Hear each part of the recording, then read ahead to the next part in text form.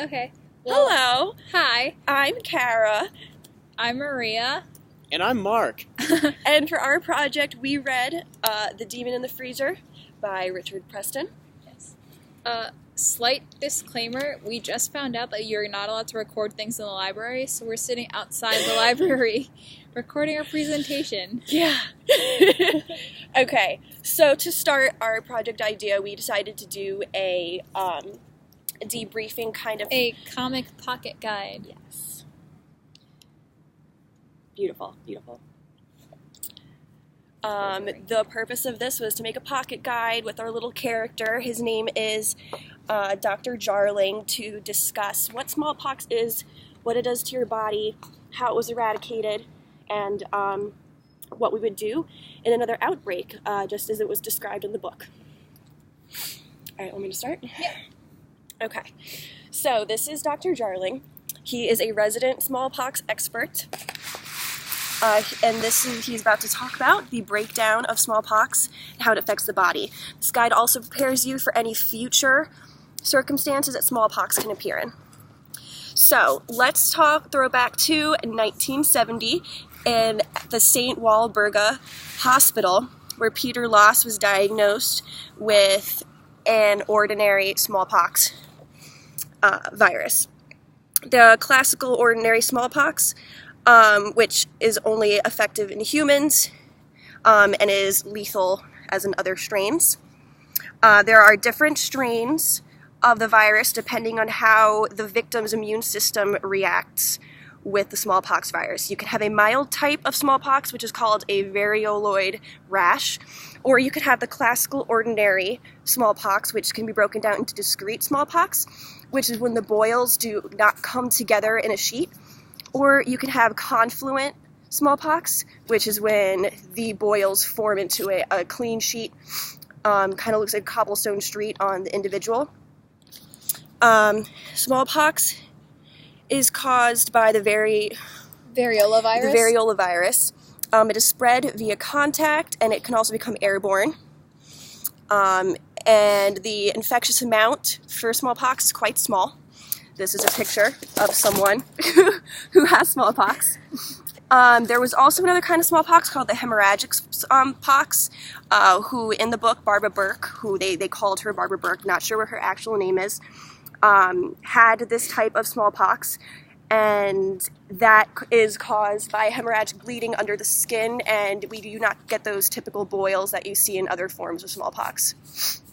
Instead, the skin just kind of turns really, really dark, almost like a charred look to it, kind of thing, and then just kind of sloughs off your body in sheets.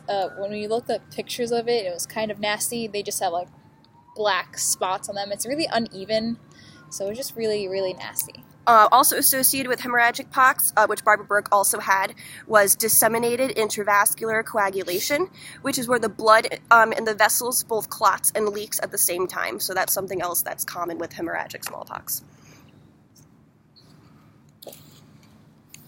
I have to stretch my legs. Well, smallpox kind of begins on your face and on your hands. You get these like pimple-like blisters at first, and then as the disease progresses, you spike a very, very high fever, and the blisters become boil-like and just very painful. Like, so you're laying there in extreme discomfort while you've got like all these open sores on your body that they kind of like scab over at the same time while they're open and oozing. So it's just in general not a very fun time. When the rash starts on your face and hands and ends up on the palms of your hands and the soles of your feet, it's called a centrifugal rash of smallpox, which is the signature clustering of the boils on the face and hands and feet. So like she said, they form scabs, they come off. Sorry. And also what's signature of some smallpox is instead of a rotten smell, it tends to be like a sweet, kind of sickly, sticky smell, which is called the cytokine storm, which was experienced in the St. Walburga Hospital with the case of Peter Loss. Many times smallpox can be survivable, and it's noted like if you had smallpox, very similar to chickenpox, you end up with scars on your body. They're like a deep, like a almost like an acne scar kind of thing, and it's very like noticeable that like it's a defining trait kind of thing of someone who has survived the disease. Eradication of smallpox, it was the vaccine was created, and it was eradicated thanks to extreme like vaccination and quarantining. Like everyone is immediately vaccinated who they thought was exposed to it, and those who were exposed were immediately put in isolation and treated with the big biohazard suits just to make sure that no one else could be like contaminated with the virus. The method specifically that used was called the surveillance and ring vaccination containment method, which was done in various parts of the world at this time to eradicate the virus, before they decided to turn to governments who were using the virus in experiments, and they decided to eradicate those as well, so it was confined to 2 locations in the world.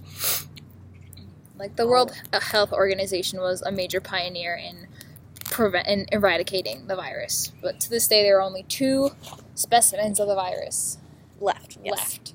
in very, very secret locations. Yes. Officially, anyhow. Yeah. So, what exactly would happen if smallpox were to be released again? First of all, you're hearing about how it's eradicated. How does it just come back? As mentioned earlier, there still is smallpox in existence. Officially, the U.S. government has a strain for experiments, and so does Russia. However, off the record though, the Russians had the smallpox ever since the Soviet Union existed. That means during the breakup of the Soviet Union at the end of the Cold War, some smallpox was lost control of, meaning that it could have ended up with basically any government in existence, and no one would ever really know about it. So we're not fully sure where every strain of smallpox is. It can be hidden in labs waiting to be released by a government or by a terrorist. So what would this mean? Well, first of all, as we stated earlier, smallpox is a deadly disease that you don't want to catch because it basically makes your skin blister, fall off, and can kill you if you get the wrong strain of it. Furthermore, though, some smallpox strains may now be vaccine resistant because, well, they were being weaponized.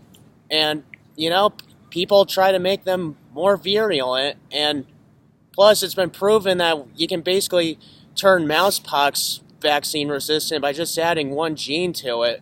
Who's to say the same can't be done with a human strain of smallpox? So at any rate, if this were to break out again, basically you could have 1 patient turn into a whole hospital outbreak, just like the St. Walburga hospital incident, where it basically comes up through like ventilation through the windows and whatnot. It basically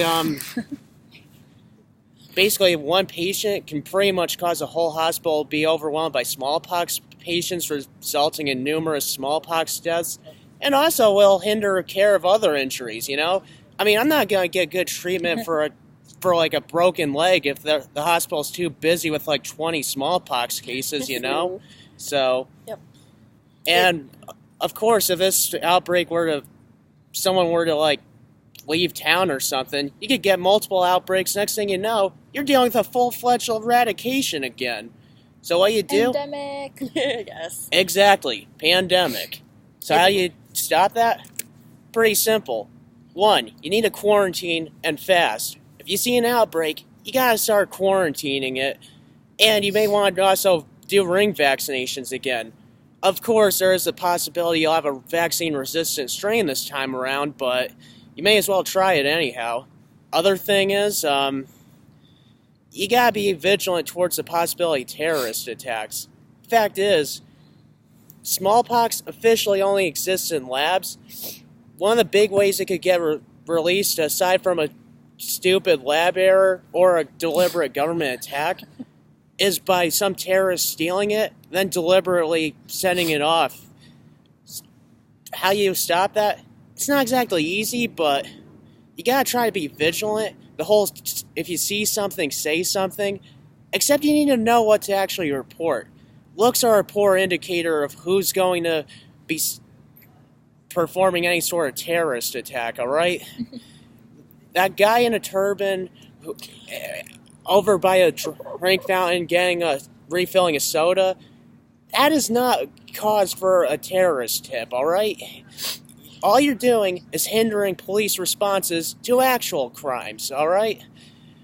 But if you see some guy at a drink fountain who clearly doesn't work there, and they're, dumping some sort of suspicious powder into the drink machine, that's something you should report to 911. They may actually be contaminating the drink supply. You can't just look for someone suspicious because there's no set terrorist profile. Terrorists come in all shapes and sizes. Absolutely. You can never be too sure. Instead, you need to find someone who's actually doing something they're not supposed to be really doing. dumb. Exactly. And then you just report it, Yep. I think, all right. I think that's good. We will be handing in our pocket guide to you on Monday's our final, right? Monday. On Yep. Monday when we take our final. So, thank you. Hope you enjoyed our presentation. Yay. I hope you feel slightly better about dealing with smallpox should you ever have to. Hopefully you never will, though. Yeah, It was bad enough the first time. it was For indeed. real though. All right.